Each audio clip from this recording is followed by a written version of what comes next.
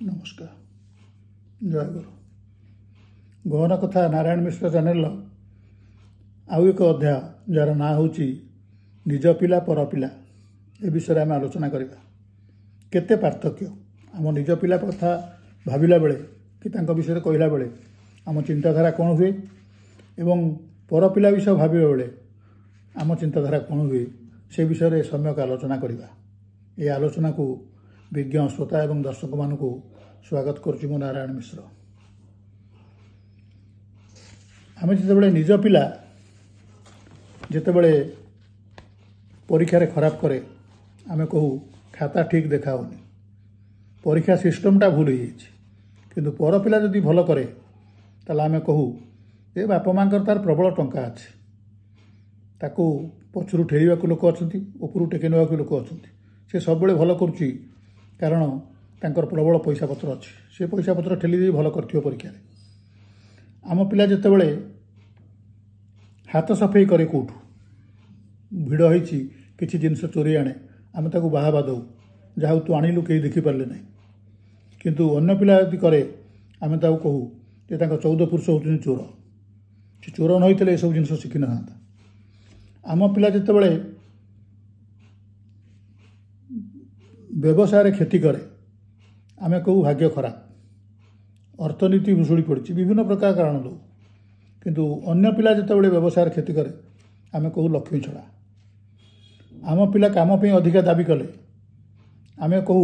Justify करूँ से यथार्थ बोली कहू कि काम अधिका है पैसा अधिका नवा निहाती दरकार किंतु अन्य लोक जिते अधिका पैसा मागे आम ताकू लांच कहू आम पिला 4-5टा प्लट किणले बा घर द्वार कले आम कहू सफल उद्योगी किंतु अन्य लोक जदि से भली जिनस करे बा अन्यर पिला ये जिनस करे किछिटा अधिका प्लट करे बा घर द्वार करे आम कहू कौट पुड़ा मारदी आम पिला छोट जन्म बेले जो छोट छुआ थाए तो शला कह सला कहे आम कहू स्मार्ट अच्छी पिलाटा यही दिगरू एमती कह आरंभ कला किंतु अन्य पिला जदि सला कहती आम कहू जीन डिफेक्ट बाप माँ कठू शिखी आम पिला जदि आम झील पिला जदि जीन पैंट पिंधे ढिला गंजी पिंधे आम कहू जे नारी उन्नति करुच्ची से फरवर्ड हो जुगोपयोगी होगा चेष्टा करुच्ची किंतु अन्य पिला अन्यर झील जदि जीन पैंट ढिला गंजी पिंधला आम कहू पिलाटा नष्ट होगा किसी शिखी ना घरे घर शिखा कथा संस्कार तो नहीं आसे शिखब कौन ढिला गंजी पिंधि जीन पैंट पिंधि बुलूची आम घर जदि बाहर लोक हस हस मुहरे स्वागत करती अतिथि हिसाब से आम कहू सी 24 कैरेट सोना से जानते केमी अतिथि की अभ्यर्थना करने को है जदि अन्य क्या स्त्री हसी हसी बाहर लोक भितर को डाके आम कहू तार चरित्र बोली किसी ना सब दांत देखा हेँ फेँ फेँ हो तेणु सी नष्ट हो सारा बाहर लोक से निज लोक अपेक्षा बेसी आसवाक चाहूँगी आम पिला जदि क्या आम पुओ जदि बोहू को गाड़ी दिए शोधे आम कहू से श्रृंखला करुच्ची घर गोटे श्रृंखला अच्छे गार्डियन मान को मानुनी तेणु सुधा खाଇବା उचित किंतु अन्य पिला अन्यर पुओ जदि ता बोहू को शोधे ता स्त्री की शोधे आम कहू नारी निर्यातना दूची से नारी निर्यातना होची तेणु आम कौन करूँ जे लुचि छपिकी निजे निजे आउ क्या मध्यम महिला कमिशन गोटे कंप्लेंट पकई दो से पुओ ता स्त्री की मारुची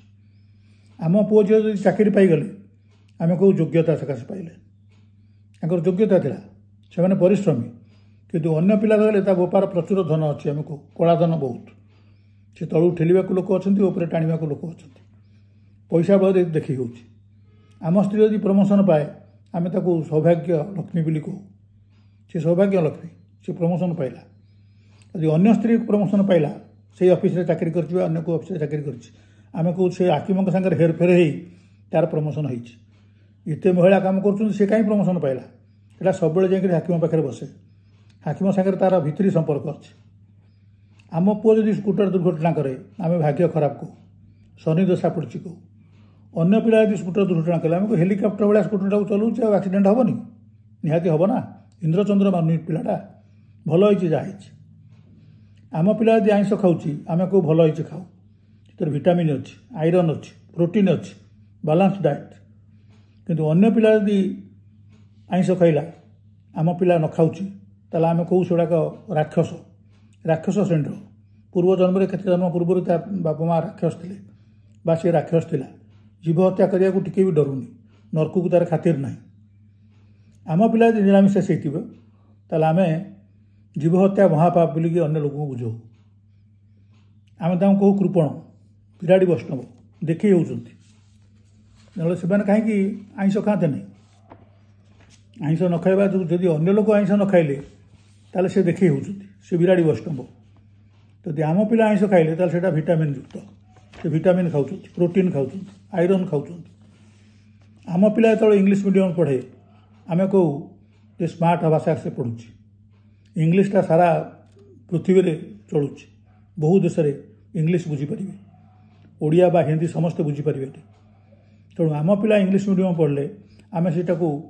ଅତି ଉତ୍ତମ ବୋଲି କହୁ ଏବଂ ତାକୁ ସ୍ମାର୍ଟ ବୋଲି ବି କହୁ। ଏବଂ ସିଏ ଯାହା ଯାହା ଶିଖେ ସେ ସବୁବେଳେ ଓଡ଼ିଆ ମିଡ଼ିୟମ୍ ପିଲାକୁ ବା ଅନ୍ୟ ଆଞ୍ଚଳିକ ଭାଷାର ମିଡ଼ିୟମ୍ ପିଲାକୁ ଆମେ ସମାଲୋଚନା କରୁ ଯେ ସେମାନେ ଯେଉଁ ଘରେ ପଢ଼ୁଛନ୍ତି ସେ ଘର ଠିକ୍ ନାହିଁ, ସେମାନଙ୍କର ଶିକ୍ଷକ ନାହାନ୍ତି, ସେମାନଙ୍କର ପାଠପଢ଼ା ଯାହା ସେଇ ଦଶମ ନବମ ଦଶମ ପର୍ଯ୍ୟନ୍ତ ଯିବେ, ତାପରେ ଆଉ ଯାଇପାରିବେନି, ଷ୍ଟେଟ୍ ବାହାରକୁ ଗଲେ କଥାବାର୍ତ୍ତା କରିପାରିବେନି। ତେଣୁ ଆମେ ଓଡ଼ିଆ ମିଡ଼ିୟମ୍ ପିଲାଙ୍କୁ କ୍ରିଟିସାଇଜ୍ କରୁ, ଭୟଙ୍କର ଭାବେ କ୍ରିଟିସାଇଜ୍ କରୁ, ହେୟ ଜ୍ଞାନ କରୁ। ଯଦି ଆମ ପିଲା ଓଡ଼ିଆ ମିଡ଼ିୟମ୍ରେ ପଢ଼ୁଛି ତାହେଲେ ଆମେ ଇଂଲିଶ ମିଡ଼ିୟମ୍ ପିଲା ଛତରା ହେଇଗଲାଣି ବୋଲି କହୁ ଯେ ସେଠି ସବୁ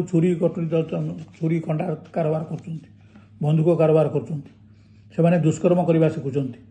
ସେମାନେ ଫରୱାର୍ଡ଼ ହେବା ନାଁରେ ପାଶ୍ଚାତ୍ୟ ଦେଶକୁ ଅନୁକରଣ କରୁଛନ୍ତି, ନଷ୍ଟ ହେଇଯାଉଛନ୍ତି ସେମାନେ।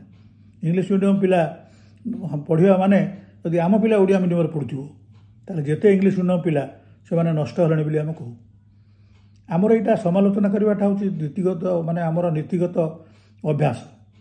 ଆମେ କେବେ ଚାହୁଁନାହିଁ ଯେ ଆମ ପିଲାକୁ ବା ଆମକୁ କେହି ସମାଲୋଚନା କରୁ, କିନ୍ତୁ ସେହି ସମୟରେ ଆମେ ଅନ୍ୟ ସମସ୍ତଙ୍କୁ କ୍ରିଟିସାଇଜ୍ କରୁଛୁ।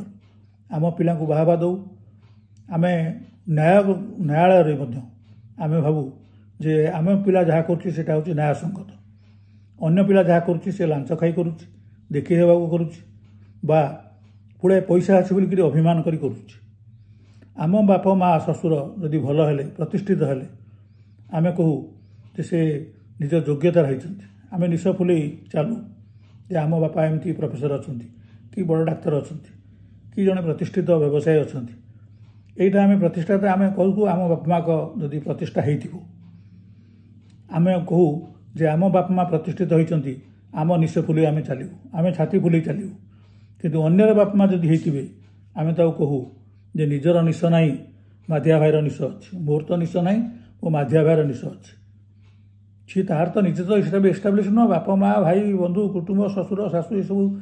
ପ୍ରତିଷ୍ଠିତ କଥା କାହିଁକି ବେକାର ଗପୁଛି ବସିକି? ସେ ନିଜେ କ'ଣ ହେଇଛି, ନିଜେ କ'ଣ ହେଇଛି ସବୁବେଳେ ଦେଖିବା କଥା। ଯଦି ଆମର ପ୍ରତିଷ୍ଠିତ କେହି ନ ହେଇଥିବେ, ଅନ୍ୟର କାହାର ପ୍ରତିଷ୍ଠିତ ହେଲେ ଆମେ ଏଇଭଳି ସମାଲୋଚନା କରିବାକୁ ତିଳେ ମାତ୍ର ପଛଉ ନାହିଁ। ଆମ ପିଲା ଯଦି ଦୁଇଟା ବରା ଖାଇ ଗିଲାସ ପାଣି ପିଇଦିଏ, ଆଉ କିଛି ଖାଏନି,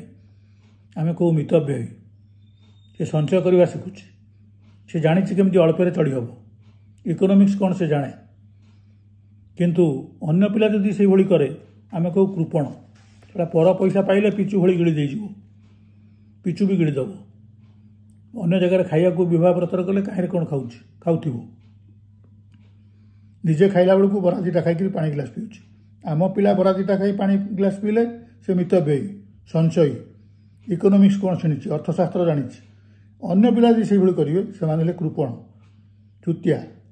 ପର ପଇସାରେ ପିଚୁ ଗିଳିବା ଲୋକ। ଏସବୁ ସମାଲୋଚନା ଆମେ କରୁ ଅନ୍ୟ ପିଲାଙ୍କୁ। ତେଣୁ ଅନ୍ୟର ଭଲ ପାଇଁ ଯେତେବେଳେ ଆମେ ଦେଖୁ ଆମେ ଧୃତରାଷ୍ଟ୍ର ହେଇଯାଉ,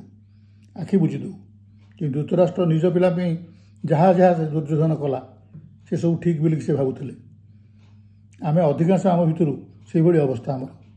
ଆମେ ଆମ ପିଲାଙ୍କ ପାଇଁ ଆଖି ବୁଜି ଦେଇଛୁ, ତାଙ୍କୁ ସଂସ୍କାର ଶିଖାଇବା ଶିଖୁନୁ। ସିଏ ଯଥାତା ବ୍ୟବହାର ଦେଖାଉଛନ୍ତି ବାପା ମାଆଙ୍କୁ ଏବଂ ବାହାର ଲୋକଙ୍କୁ, ଆମେ ସେଟାକୁ ସପୋର୍ଟ କରୁଛୁ। ସପୋର୍ଟ ନ କଲେ ବି ଚୁପ୍ ରହୁଛୁ, ଚୁପ୍ ରହିବା ବି ସପୋର୍ଟ କରିବା। ମୌନ ରହିବା ଅର୍ଥ ତୁମେ ସପୋର୍ଟ କରୁଛ। କିନ୍ତୁ ଅନ୍ୟର ଲୋକ, ଅନ୍ୟ ପିଲା ଯଦି କୌଣସି ବଦମାସି କଲେ ଆମେ ତାକୁ ବିଭିନ୍ନ ପ୍ରକାର ନାଁରେ ସମାଲୋଚନା କରୁ। କେତେବେଳେ କହୁ ସେ ନଷ୍ଟ ହୋଇଗଲା, କେତେବେଳେ କହୁ ତା ମାଆର ଚରିତ୍ର ଭଲ ନାହିଁ, କେତେବେଳେ କହୁ ସେ ବାପାଟା ଟଙ୍କା ଲାଞ୍ଚ ଟଙ୍କା ବା କଳା ଧନ ପାଇକରି ସେଇଥିରେ ଡେଉଁଛି, ପିଲାଙ୍କୁ ସଂସ୍କୃତି ଶିଖାଉ ନାହିଁ, ସଂସ୍କାର ଶିଖାଉ ନାହିଁ। ତେଣୁ ପର ପିଲାକୁ କହିବା ପୂର୍ବରୁ आमे हजार थर भाविया दरकार जे आम पिला कौन आम पिला को जदि भल बाटू आम आनीपर ताकू शिखेबा